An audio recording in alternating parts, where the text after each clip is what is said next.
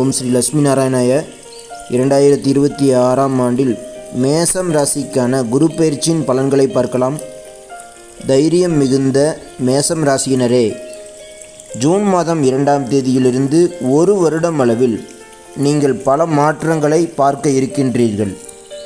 இதுவரைக்கும் 3இல் இருந்த குரு பகவான் முயற்சிக்கும் உழைப்புக்கும் ஏற்ற பலன் கிடைக்க தடைகளை ஏற்படுத்தியிருப்பார். ஏனென்றால் 7.5 சனி உங்களுக்கு நடக்கிறது. விரய சனியில் நீங்கள் நிறைய விரய செலவுகளை பார்த்துருப்பீங்க.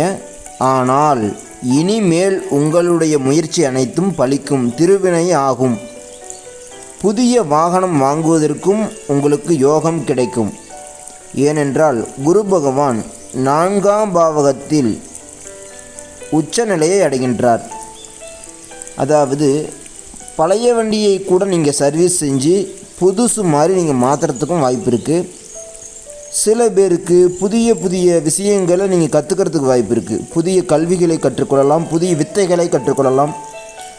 ஏதாவது ஒரு கோர்ஸ் எடுத்து கூட நீங்கள் படிக்கிறதுக்கு உங்களுக்கு வாய்ப்பு கிடைக்கும். இளம் வயதில் இருப்பவர்கள் படிப்பை தொடரலாம், அதனால் நன்மை உண்டு.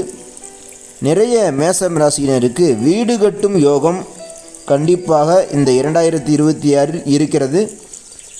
மொத்தத்தில் மேச ராசியினருக்கு இந்த வருடம் நல்ல பெயர் கிடைக்கும்.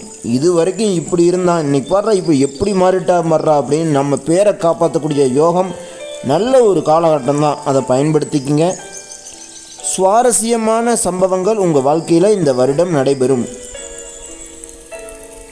8இல் அந்த பாவகம் 8ஆம் பாவகத்தை பார்வையிடுகிறார் குரு பகவான். அதனால் திடீர் அதிர்ஷ்டங்களும் மேசராசினருக்கு ஏற்படும். ஏற்கனவே பல துன்பங்களை நீங்கள் சந்திச்சிருப்பீங்க.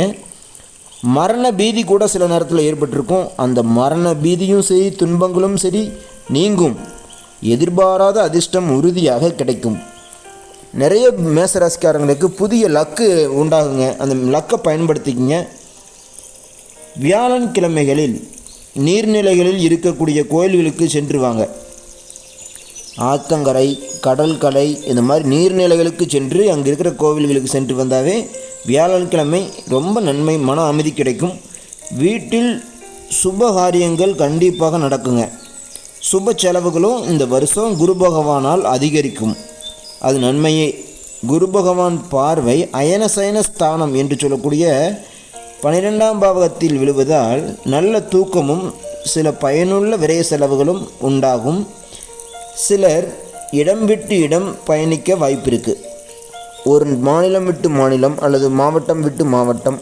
சில மேசராசிக்காரங்களுக்கு நாடு விட்டு நாடு, கண்டம் விட்டு கண்டம் போகிறதுக்கும் யோகம் கிடைக்கும். அதை பயன்படுத்திக்கலாம்.